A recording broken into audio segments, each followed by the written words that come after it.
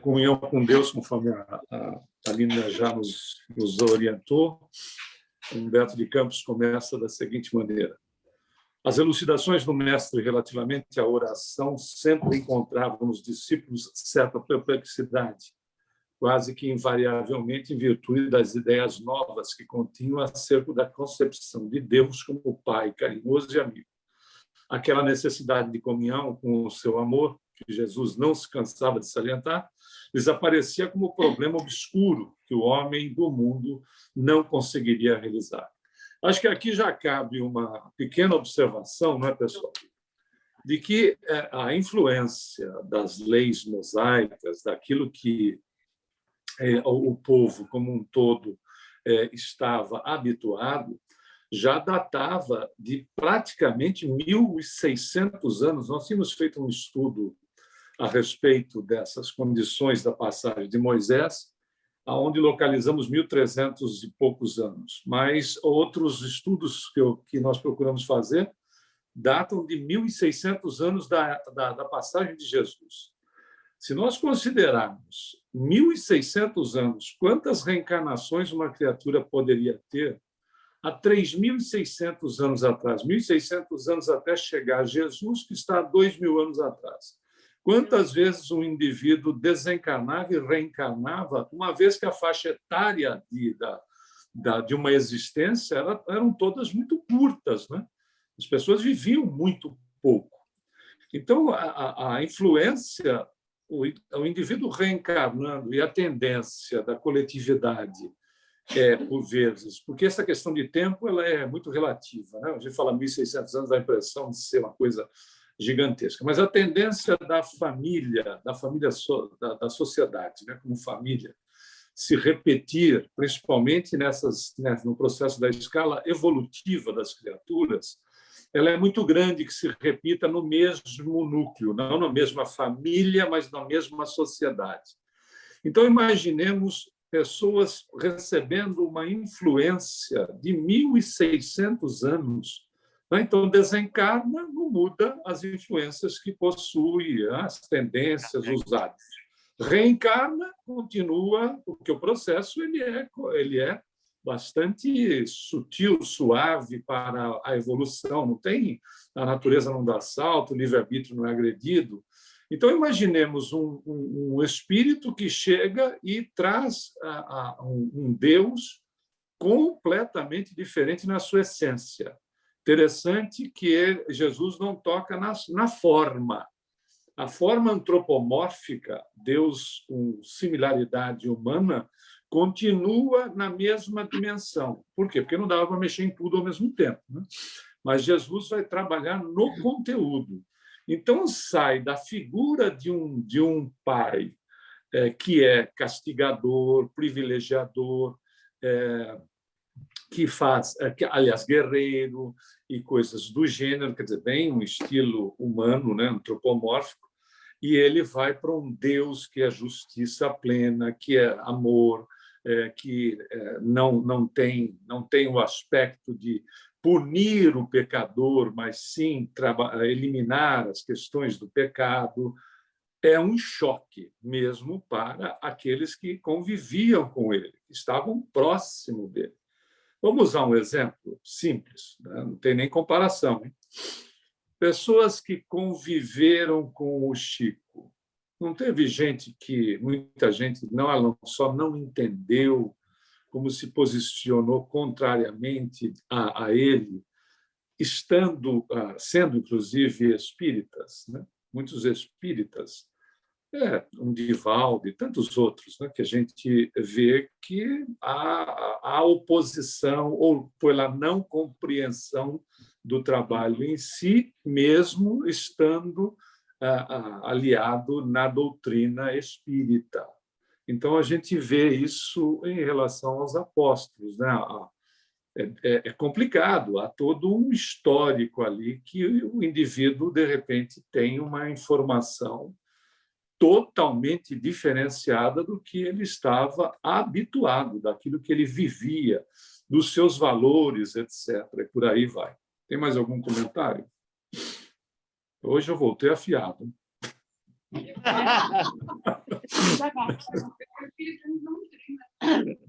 Tem uma pergunta aqui, Humberto.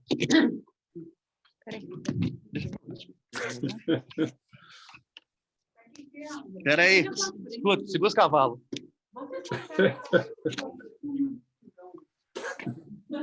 Vai. Olha, imagem linda e a cores. Humberto. Pode tirar a mão. Bom dia.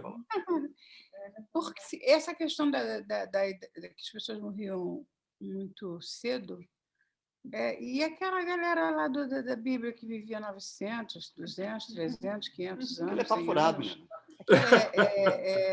né? Simbólico? Completamente E assim, tipo assim, o cara estava tipo assim, o cara com 900 anos fazendo 300 filhos. Completamente simbólico, considerando... O cara tinha 15 e Não eram 900 anos, Né, eram 900 parceiro? luas. Ou seja, o cara viveu 15 anos. O cara só viveu 15 anos. Então, pelo amor de Deus, me explica isso. Completamente simbólico, até porque se considera o aspecto de que a medição do tempo foi evoluindo à medida da nossa própria evolução. O que a gente faz de medida de tempo, o dia com a rotação da Terra, as questões do ano, etc., tudo mais, né? É meramente convencional.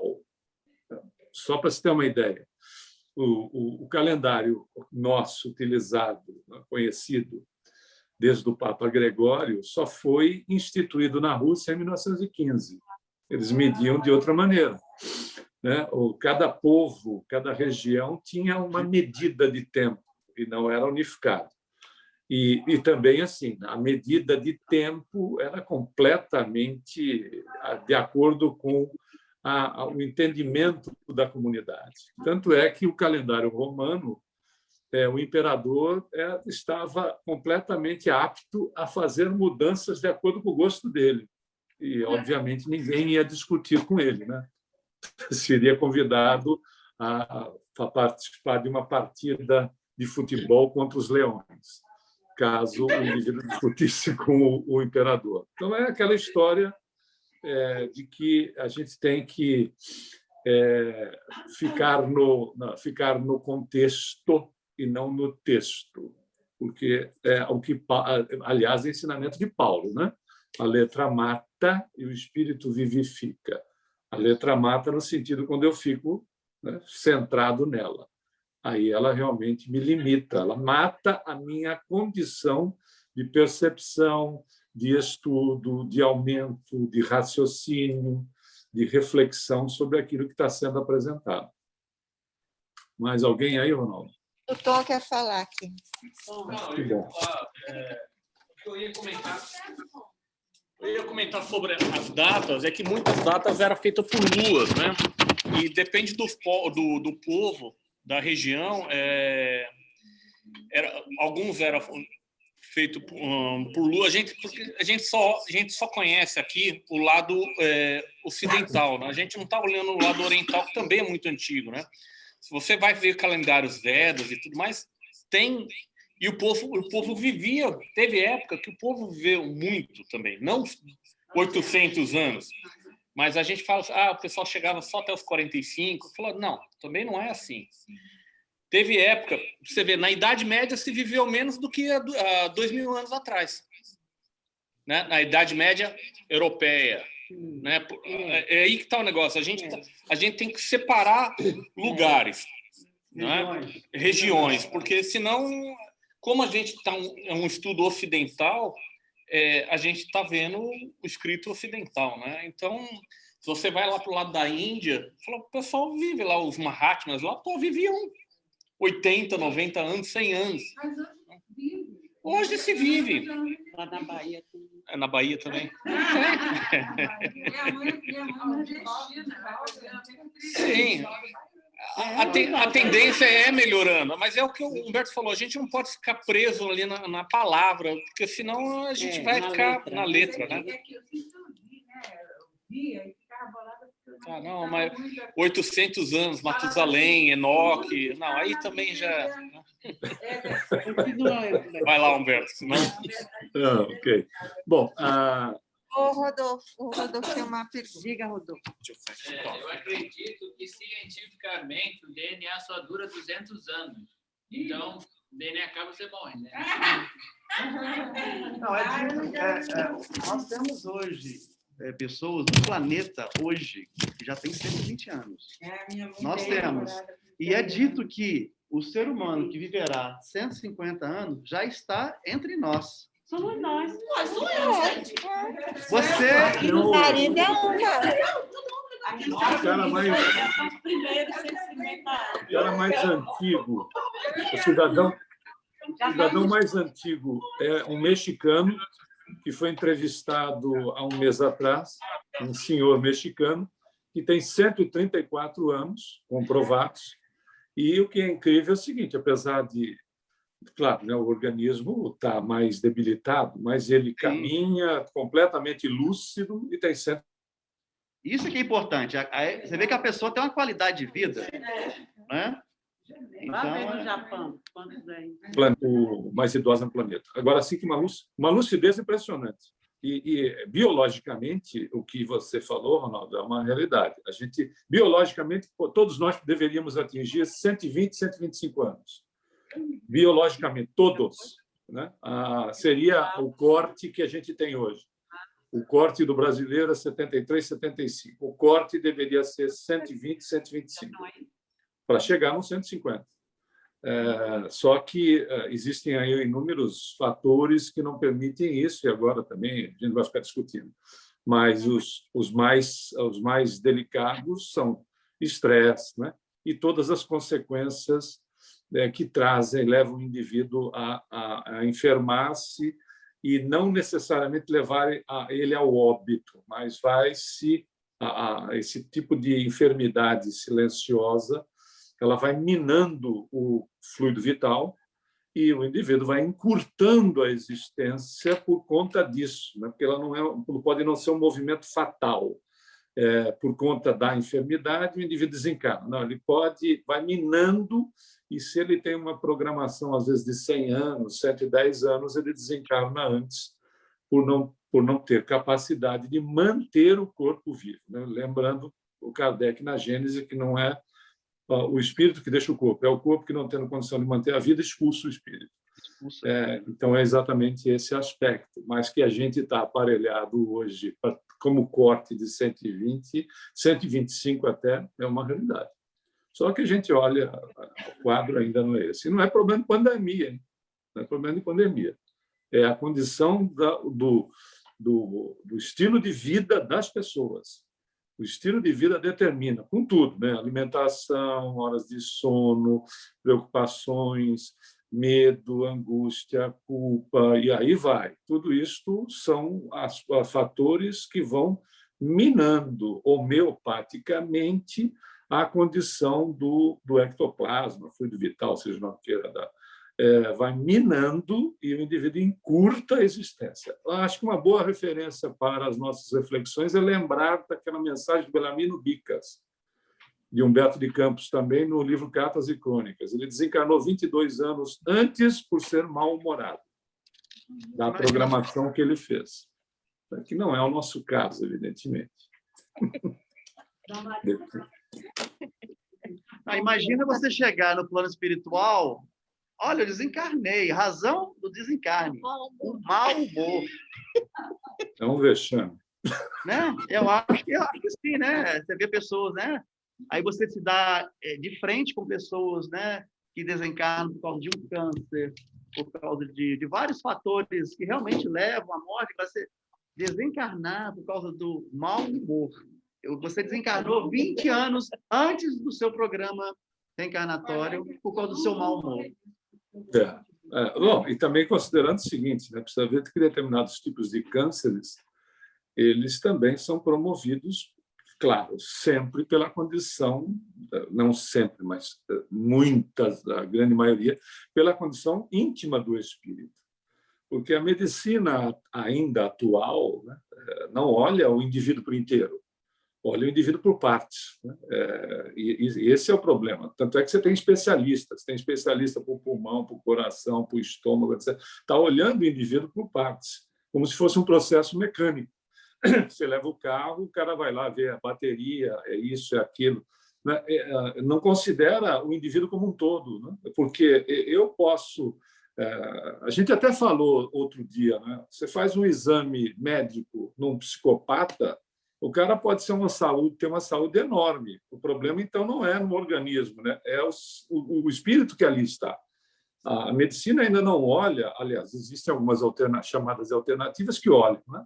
A homeopática e algumas outras olham o indivíduo por inteiro, porque as minhas emoções produzem em mim determinados aspectos que são doentios ou mesmo saudáveis, né? Porque quem se cura e quem se adoece é o espírito, que atua no corpo, predispõe o corpo às situações, né?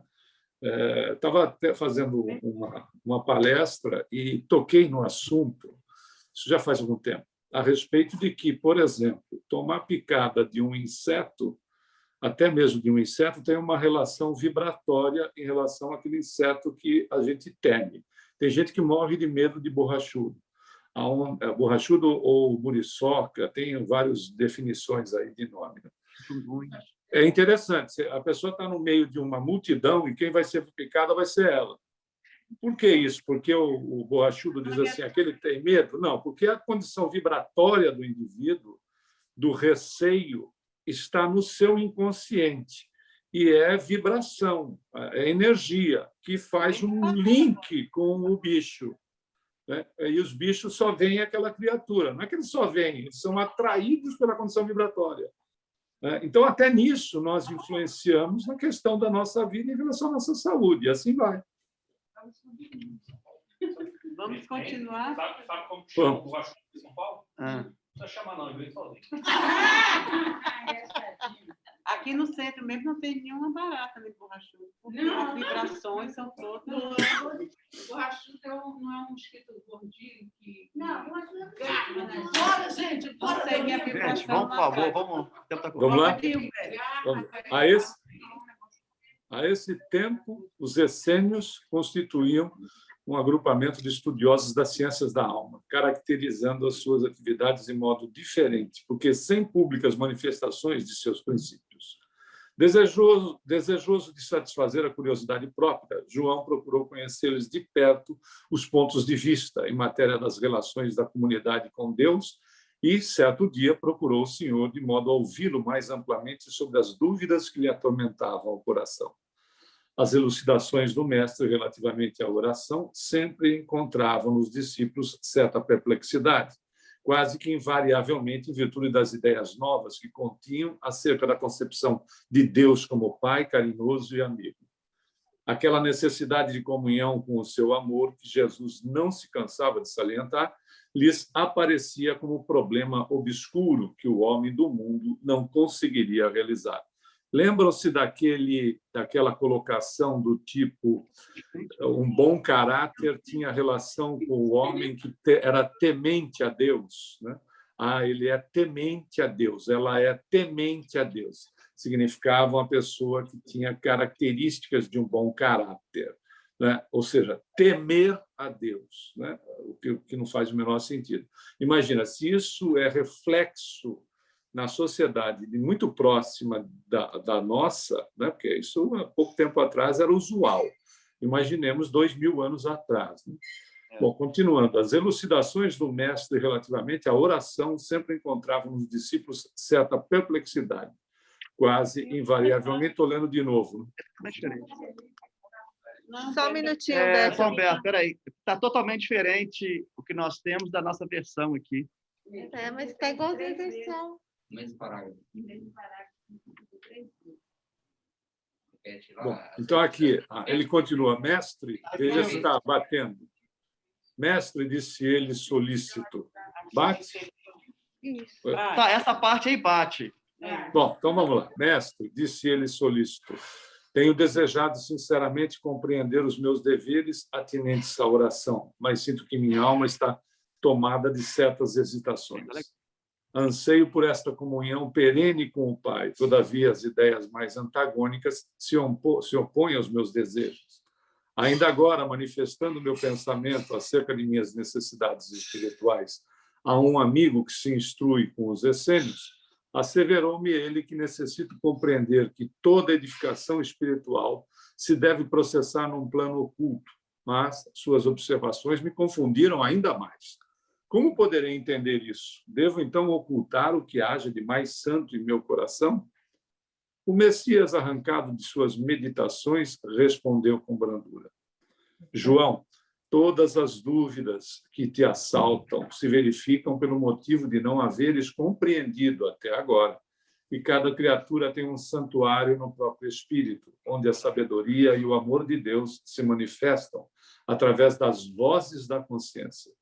Os essênios levam muito longe a teoria do labor oculto, pois, antes de tudo, precisamos considerar que a verdade e o bem devem ser patrimônio de toda a humanidade em comum.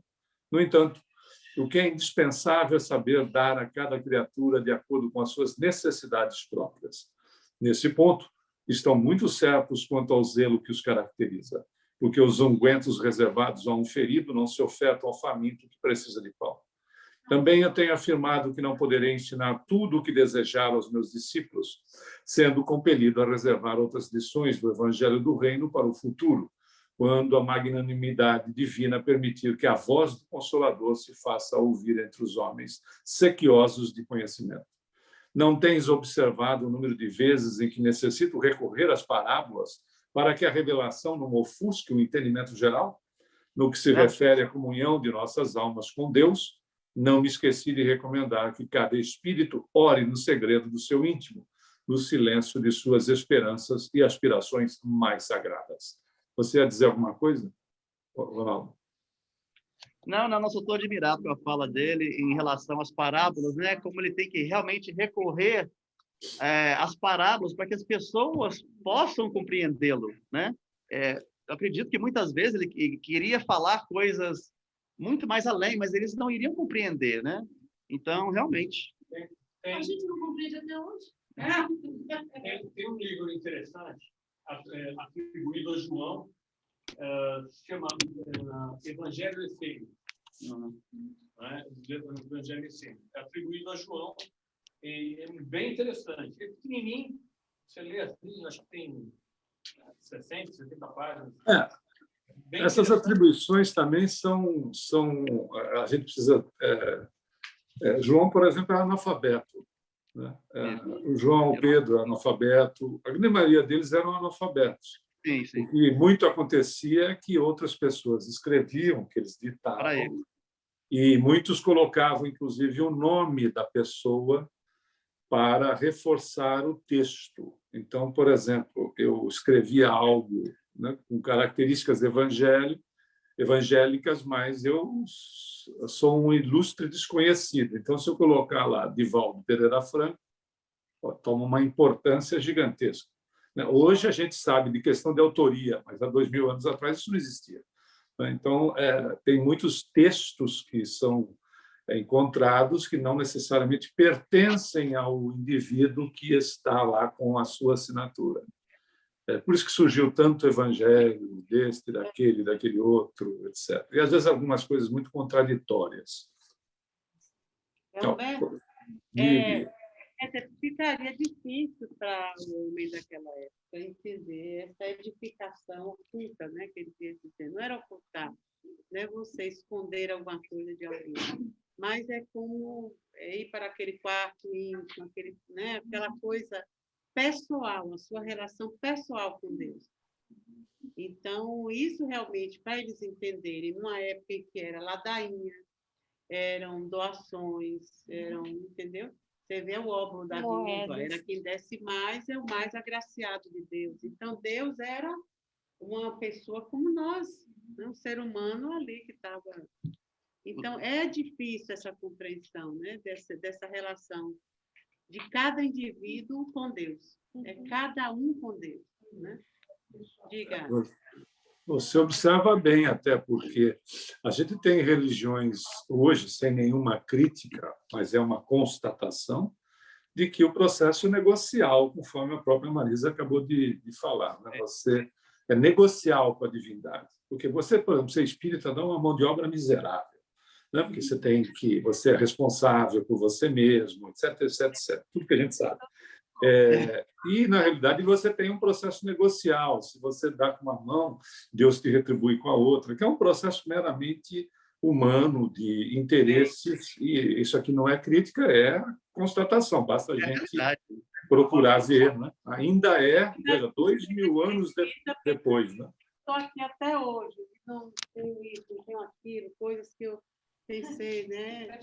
Uma saúde melhor, sabe, tudo que você... Por isso, as nossas buscas, elas precisam ser definidas por nós, quando a gente busca esse relacionamento com Deus, porque Deus não vai dar o que a gente quer, né? A gente tem da vida o que a gente precisa e o que a gente conquista.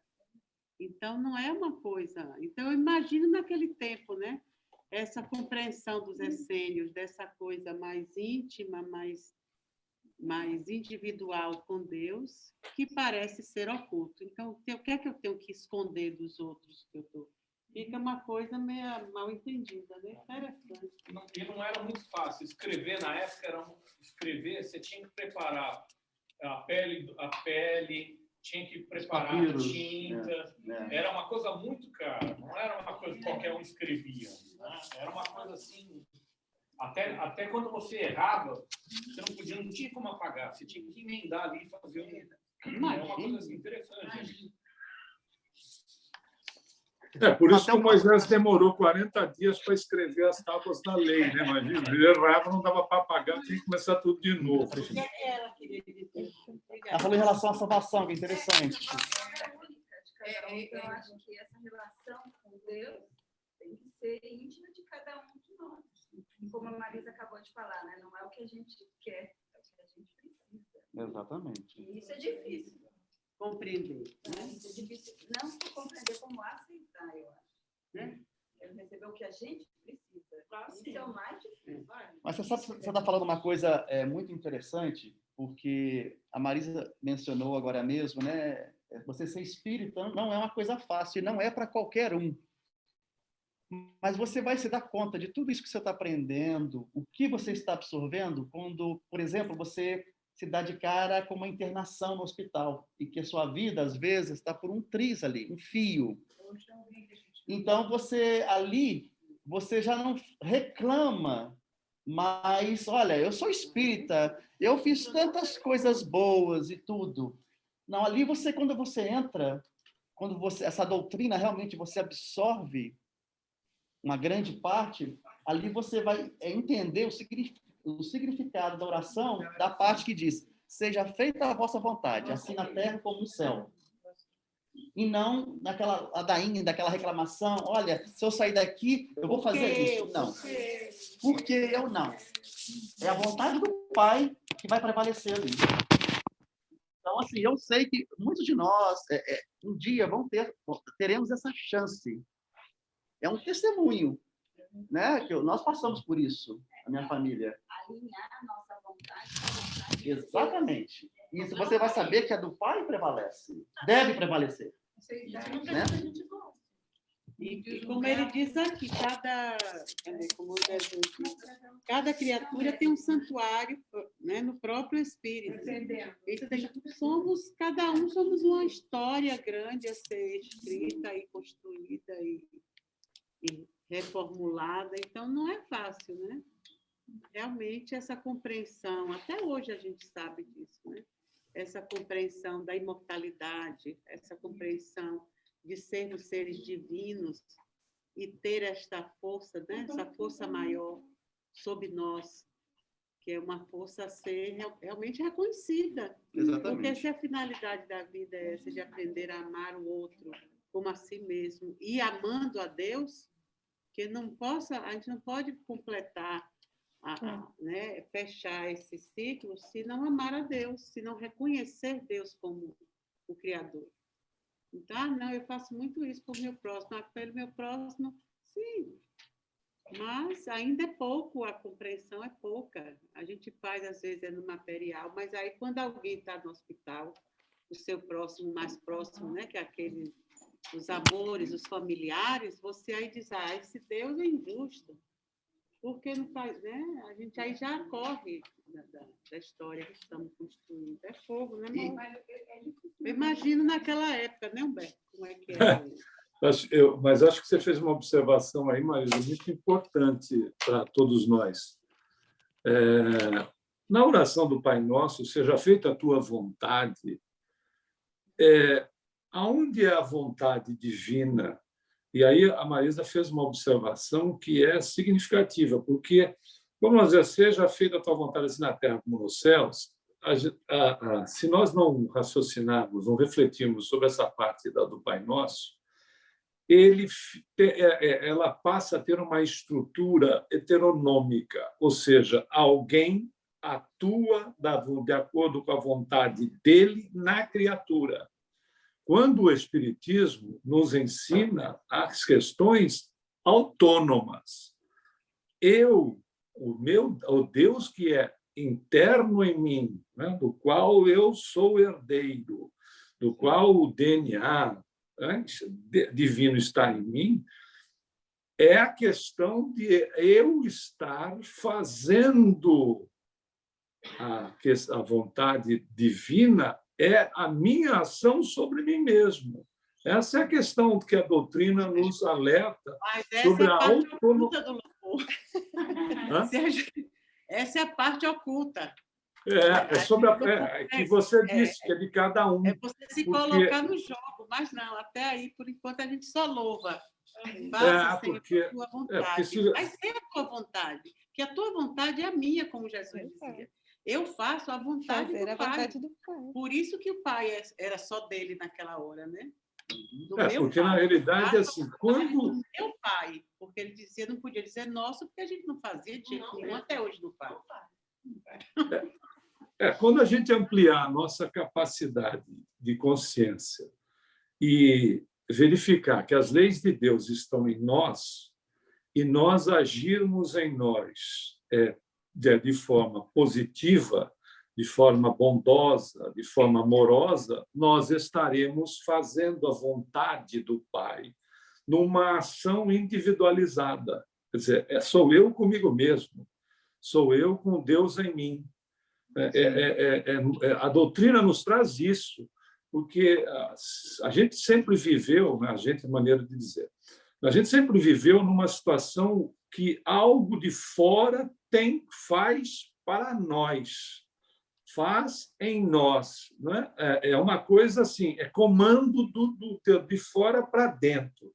E isso não é verdade. Não é? O Espiritismo nos diz que é comando de mim para comigo, né? E eu externando para fora. Então, a vontade do Pai em mim é quando eu tenho lucidez e começo a atuar com as leis que estão em mim de acordo com elas. Pronto, está resolvido.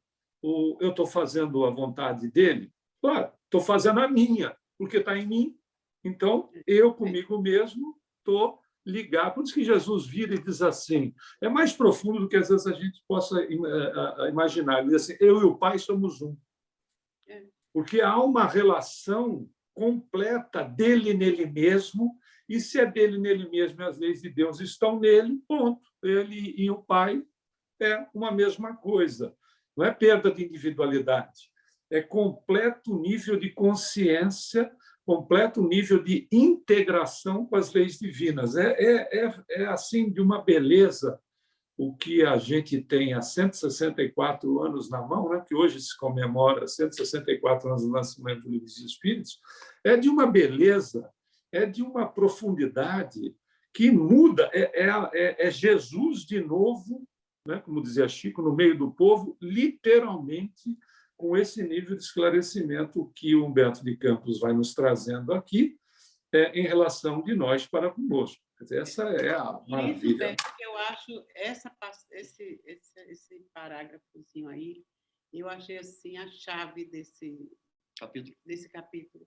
Quando Jesus diz que todas as nossas dúvidas é por não ainda compreender até agora que cada criatura tem um santuário no próprio espírito em que a sabedoria e o amor de Deus se manifestam. por intermédio das vozes da consciência. Ou seja, Dentro da capacidade era isso que de cada... Jesus tinha. Ele tinha responsabilidade por todos os atos dele. Sim. Ele fazia a vontade do Pai, mas Com total consciência. com total consciência. E caso ele saísse, ele sabia retornar, porque ele estava, né, nesse, como quem diz assim, fechado já nesse assunto. É consciencial. Então, ali, por mais que ele se sensibilizasse com as coisas, né, que ele estava convivendo ali, encarnado entre nós, não tinha jeito dele sair do rumo. Por isso que ele se mandou logo, que ninguém é bobo. Eu posso entender o que ele está dizendo. Sandrinha aqui está fazendo uma observação. Eu posso entender que esse conteúdo já está dentro de nós. O que a gente só precisa é saber localizar isso. Então, quando o Humberto fala que a nossa consciência já está escrito as leis e que a gente precisa aprender a acessar isso, é isso que ele tá colocando aí nesse parágrafo. É isso que eu... E que isso a gente só consegue com o desenvolvimento do amor. Então, a gente precisa desenvolver virtudes para acessar esse santuário. É como quem diz ali, a porta está ali, mas você tem que estar pronto para entrar. Porque não adianta... se a gente entrar como a gente entra, vai acontecer o que acontece quando a gente chega no espiritismo. Chega uma pessoa de uma escola religiosa mais fechada, né? Quando chega no espiritismo, que a gente começa a jogar, olha, tudo sua responsabilidade, é você que tem que fazer por onde sair desse problema. Aí a pessoa já se apavora, muita gente sai. Ou então, quando consegue uma coisinha, se satisfaz, mas não quer mais assumir, entendeu? Mas olha só o que é a fé raciocinada, né? Quando você chega a uma conclusão dessa, que as leis divinas estão entre nós, e que Jesus, quando ele fala isso, ele diz sobre a nossa responsabilidade, né? Quando ele diz que eu e o Pai somos um, nós temos esse entendimento do Deus que está dentro de nós. Olha o que levou a outras religiões. Olha, Jesus é Deus. Que ele falou que ele é um só. Então, ele é Deus. Então, muitas religiões acreditam que Jesus é Deus. Então, é uma questão de você realmente entender o que estava sendo dito aqui no parágrafo. Mas os judeus ortodoxos não acreditam nisso. Mas, olha, a gente deles, não né? vai... Acreditam como profeta. Não, e ele não fala hora nenhuma. Jesus, quando expõe sobre isso, ele hora nenhuma fala assim, o seu sofrimento, aí você sofre, porque ele podia dizer isso às pessoas, né? Vocês sofrem porque não entendem isso ou aquilo, não. E quando ele fala com João, ele fala de dúvidas. Então, é dizendo, quem tem dúvida é porque sabe alguma coisa. Você já compreende alguma coisa, mas você ainda tem dúvida. Porque senão você não contesta. Senão você não contesta, você passa batido e vai Ignora, seguindo feito nem um carneirinho cego. Mas quando você já começa, por que isso? Não, por que fulano disse isso na palestra? Que negócio é esse que está escrito nesse livro? Quando você já começa a ficar, não vou mais ler, não. Isso aqui deve ser tudo mentira. Quando alguma coisa toca, mesmo que seja dessa forma negativa, que não dê aceitação, já é bom demais. Então, nunca a gente vai dizer a uma pessoa, se você estiver dando uma aula a alguém, você não vai aquele que está, não, mas isso não pode ser assim, como pode? Ali já é o caminho, ali é maravilhoso. Surra de Bíblia nele.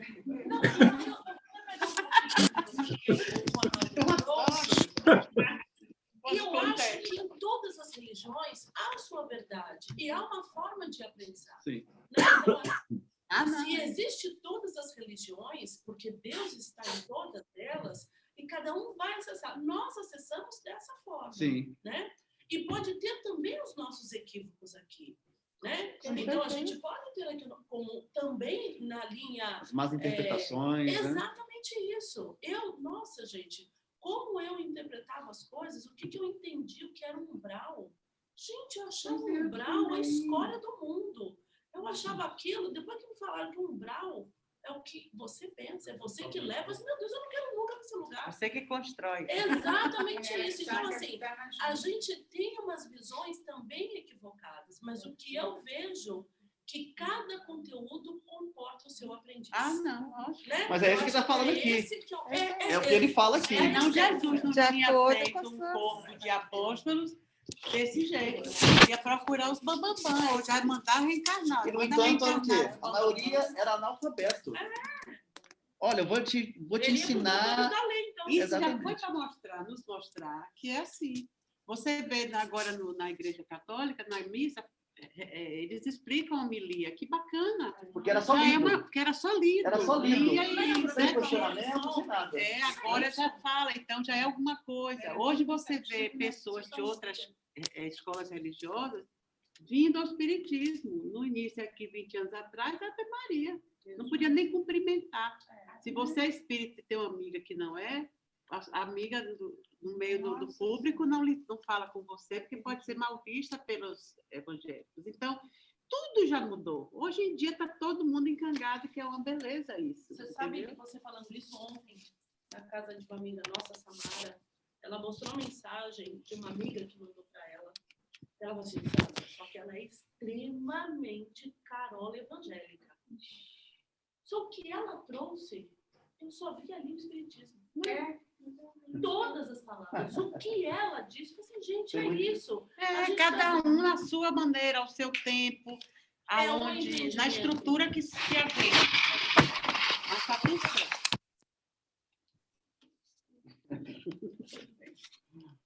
Continua. Humberto, estou falando demais hoje, né, Humberto? Ótimo, ótimo. Acho que é por aí mesmo, estudar Olha, isso. Mahatma quer fazer uma pergunta aqui, mas não é o caso. Acabou o que a gente chega à conclusão é que acabou se Deus quiser. Acabou se Deus quiser. Se eu quiser, se eu me predispor, né? Porque a vontade de Deus em nosso favor, ela existe e ponto. Né? Ele sempre quer. Precisa ver se eu quero. Esse é o ponto. E aí Jesus, até esse parágrafo aqui, acho que dá uma sintetizada em tudo que foi falado. É que ele diz assim, é que cada criatura deve estabelecer o seu próprio caminho para mais alto, erguendo em si mesma o santuário divino da fé e da confiança, onde interprete sempre a vontade de Deus, com respeito ao seu destino. A comunhão da criatura com o Criador é, portanto, um imperativo da existência.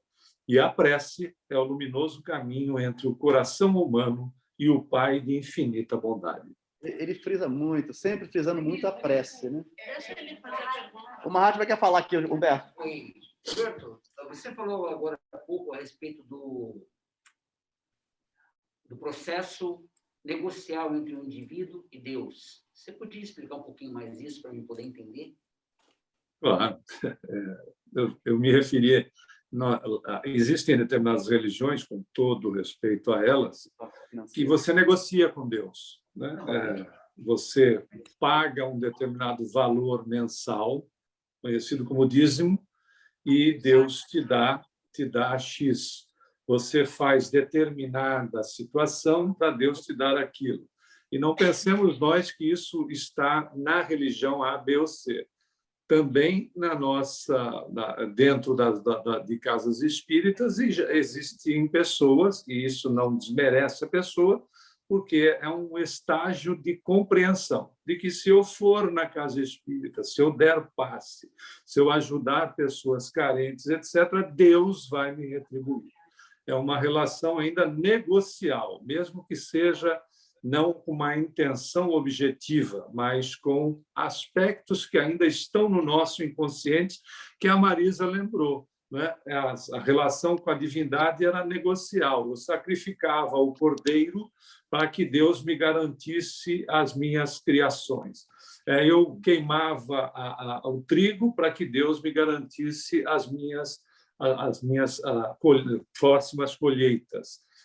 Eu dava o dinheiro para que Deus pudesse me retribuir com mais dinheiro, e assim sucessivamente. Isso são negociações com a divindade que, na verdade, cumprem meramente aspectos de necessidade da criatura nela mesma. Imagina, isso é um processo chamado de atávico, que vem de atavô, é a influência da relação da criatura com a divindade. Por exemplo, né? Não entendendo os fenômenos da natureza, a minha relação com os fenômenos da natureza era negocial. Eu fazia determinadas coisas para que a natureza, a rigor, né? A divindade, os deuses, etc., pudessem me atender nas questões mais básicas. Então, não é tão simples, olha que coisa interessante, não é tão simples você quebrar essa estrutura que está no inconsciente profundo da criatura. Por isso que, às vezes, a pessoa faz a negociação, não tem nenhuma maldade aí, tem algo que está incrustado. Por isso que, quando a gente começou hoje na leitura do capítulo, a gente disse assim, olha, não é tão fácil você arrancar conceitos, fazer alteração, porque você não arranca, né? Você transforma conceitos de 1.600 anos de influência numa pessoa dizendo, sabe o Deus que te castiga? Ele não te castiga, ele te ama. Você é que tem leis em você, e quando você infringe o que é positivo em você, você causa danos para você mesmo. Não é tão simples. Não é tão simples. Por isso que se a gente vê, então, sem falar de outras religiões, a gente vê dentro de uma casa espírita o sujeito fazendo determinadas ações com o interesse de ser preservado, dos mentores lhe garantirem determinada coisa, etc. Não tem problema nenhum, porque, no fundo, o indivíduo está fazendo alguma coisa. Ele está começando, apesar do interesse, ele começa os exercícios no bem, né? O que acaba sendo benéfico para ele no longo prazo, até que ele entenda da maneira que a gente está procurando entender aqui nos nossos estudos, que não existe essa relação, né? O bem que eu faço para o outro, na verdade, é exercício em mim mesmo. Eu faço o bem para mim. O outro passa a ser reflexo da minha condição exercitada em mim mesmo. Eu começo a influenciar os outros através daquilo que eu estou construindo no exercício do bem que está em mim. O Tom quer falar. Eu ia dar um exemplo, uma coisa tão próxima nossa, que a gente usa, ainda se usa muito, é fazer a promessa para tal santo, fazer uma promessa e depois eu vou pagar. Isso é uma pura negociação. Né? Eu estou negociando, se você me deu isso, me deu o meu pedido, eu vou lá caminhar, não sei o quê. Sobe aquelas escadarias, os cariocas isso é a barganha, né, gente? O de Bahia tem 3 degraus. Está tão próximo da gente, a gente não percebe isso, né? A gente faz isso o tempo todo. Né? Negocia com o santo, né? Marisa, eu nesse particular não posso falar nada, porque quando eu estava católico, que eu paguei de promessa uma coisa impressionante. Qualquer coisa. Ela está aqui no chat que botar o nome do santo no filho também. Né? Agora, lá em Salvador tem a Igreja do Bonfim, né? Que todo mundo visita, quando vai a cada lavagem. Quando Samara foi, aí Samara disse, mas Marisa via aquela colina, né? Uma ladeirinha, né? Que sobe assim. Quando cheguei lá, estou esperando a escadaria, né? Que vai lavar a igreja, então aquela escadaria para subir, quando ela viu 3 degraus bem largo, assim, que não dá nem para a gente sentir que está subindo. Eu digo, mas menino, mas baiano é assim, para poder ir de joelho, plantando bananeira, do jeito que a promessa sair. Mas você vê que no óvulo da viúva, na parábola também ao tempo de Jesus, era desse jeito, né? Então fazia aquele gasofilácio de ferro, que tirava as moedas. Então, quando você jogava as suas moedas, batia no ferro e fazia zoada. Então, quando o pessoal jogava, aqueles, né, querendo mostrar, jogava aquele horror de moeda. Quando todo mundo na igreja olhava. E lá vem, né, aquele. Então, ele achava que fazendo isso, tanto estava se amostrando para os vivos como para os mortos. Para os mortos também beneficiarem a ele, afinal de contas, ele estava doando para a igreja. Então, tem as preces pagas, até hoje tem. Né? Na messiânica tem, eu fui messiânica por alguns meses e vi isso lá, assim, que você vai fazer prece pelos antepassados, mas já tem o envelope da doação para aquelas preces. Aí depois fiquei pensando assim, aí eu disse assim, rapaz, eu posso ser o meu antepassado, que eu estou querendo rezar por ele.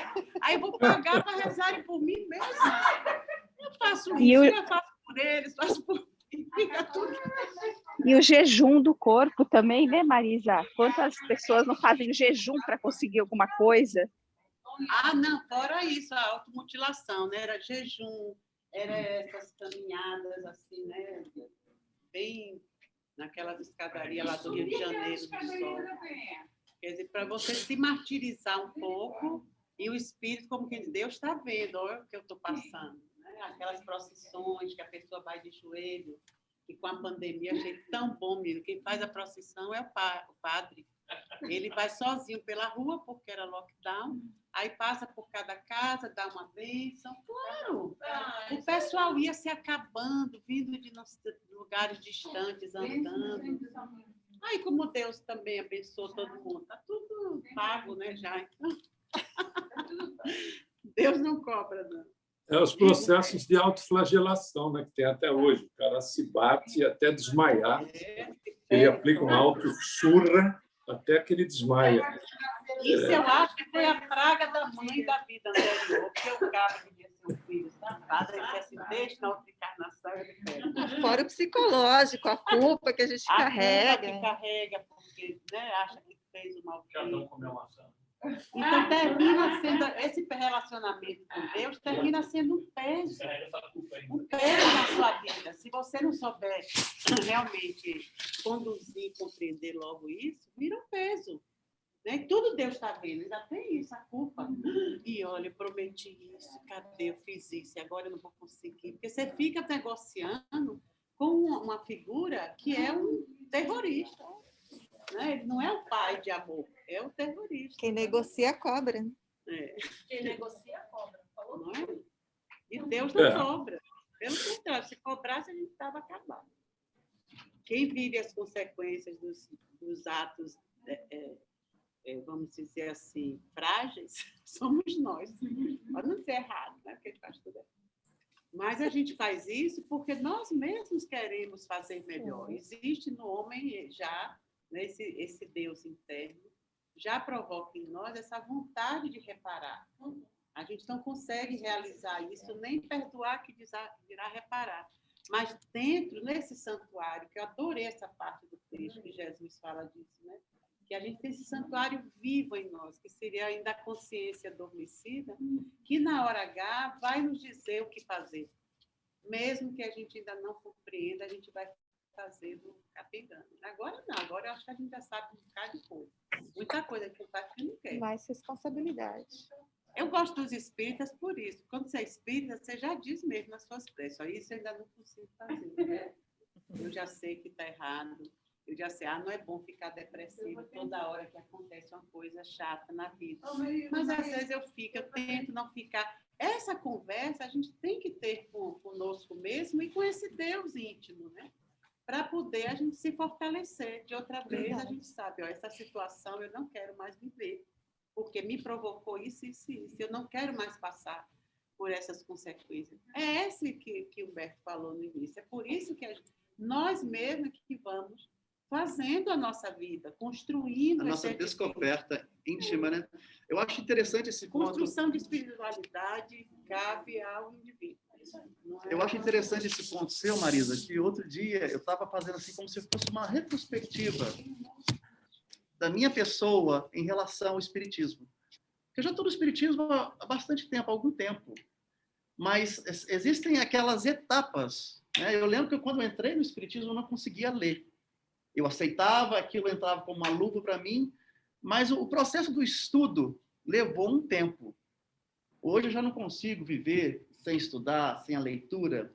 E cada livro que você lê, parece que é aquela isca que o pescador, né, tá puxando com a varinha, aquela coisa toda. Eu preciso ver o que está ali. Mais adiante. Tudo você pagando. Pois é, mas o que acontece, pelo menos para mim, às vezes, muitas das vezes, a gente não tem esse olhar que eu tive para dentro de mim, de olhar como eu fui lá atrás e como é o meu processo de evolução espiritual dentro dessa minha vivência hoje. A gente olha para uma pessoa, mas aquela pessoa não consegue ler, aquela pessoa não vem aos estudos, mas eu não consigo entender que aquilo ali é um processo que ela está vivendo e ela não sai da casa. É isso que é interessante. Outro dia um amigo meu, ele E ele mesmo falou, olha, eu sou tudo. Eu sou budista, eu sou católico, eu sou evangélico e eu sou espírita. Rapaz, isso deve criar um redemoinho na sua cabeça, né? Não, porque eu sou assim. Então, mas é a busca da pessoa. E ele está sempre na casa espírita, né? Porque o cara está sempre na casa espírita. E naquele momento, eu me lembro que eu julguei muito a pessoa. Olha, esse cara aí é uma bagunça. Eu falei isso para mim. Mas eu não consegui. Hoje, aí depois de um certo tempo, parece que até a espiritualidade nos mostra isso. Olha, tem um pouco de paciência. Foi daí que eu fiz a minha retrospectiva e eu me vi lá atrás. Né? Aquela pessoa, né, sem a educação, muito ignorante no sentido de conhecimento. E eu me vi, eu fiquei com pena de mim, por não ter tido paciência com essa outra pessoa, que está num processo de descobrimento. Então, eu acho isso uma coisa muito interessante. Que é o que Jesus está falando aqui. Eu queria te falar uma coisa que me veio na cabeça, você falando isso, que o pessoal tem que estudar e tudo mais. Eu assisti outro dia o vídeo da vida do Divaldo, e tinha uma senhora que deu o livro dos médios para ele. Era analfabeta. E ela não sabia ler. Isso. Então, não significa que a pessoa ela é culta, que ela tem esse domínio todo, essa propriedade toda, mas a pessoa pode ser humilde e ela tem um amor tão grande que supera isso. Porque o amor é infinito, o amor não tem barreiras. Não, que é só uma encarnação. Exatamente. Ver uma pessoa analfabeta com sabedoria, a gente não pode está... cobrar das pessoas esse tipo de coisa, que a pessoa é budista, a pessoa é isso, a pessoa pode ser eclética até onde ela quiser, mas se ela tiver esse amor, que ela distribui para todos. Jesus que era espírita, Jesus era espírita, Jesus era católico, não era budista de nascimento, era judeu de nascimento. Não, algumas pessoas já me disseram assim, depois de um certo tempo, espíritas e estudando e gostando e tudo, que iam parar e iam agora não mais vir ao centro porque já tinham bagagem suficiente para viver a vida. É uma opção, né? Eu já aprendi bastante coisa que me fortaleceu, né? E então eu vou. Cada um tem seu, né? Escada de Jacó. Você tem que ir, cada hora você está na escola, gente. E tem outros, como alguns de nós, fica aqui internado. Eu sempre conto aquela coisa aí, quase falei de novo. Eu adoro ficar internada. Mas você está entendendo, então, o que eu estava falando era um ensinamento para mim. Era o meu ensinamento, não era em relação à pessoa. É o processo. O debate está ótimo, mas nós estamos palestrantes. A gente vai deixar, mas esse aqui está rolando assim porque os dois palestrantes estão aqui no grupo. Mas deixa eu falar, não vai vir. Ela quer falar só a última coisa. Cheguei aqui. Não, aqui, tem que falar aqui. Eu falava muito palavrão, pessoal. Eu fui criada no Rio de Janeiro cruel. O pessoal fala mesmo. O que é que o pessoal fala? Não vou falar aqui, Colé. Palavrão. Palavrões. Obrigada. Não vem defender o Rio. Vamos lá, Diana, vamos lá. Foco. Eu simplesmente falava. E cheguei aqui, eu tinha esse hábito de falar mesmo. Os meus netos, inclusive, e se amarravam. Aí um dia eu falei assim, gente, isso não tá... Para que eu estou falando isso? Por que eu tenho que falar isso? Que necessidade? Comecei a me questionar. Consciência. E hoje eu estou assim, só por hoje eu não falei nada de palavrão, gente. Isso que eu ia falar. Ainda é 11h30.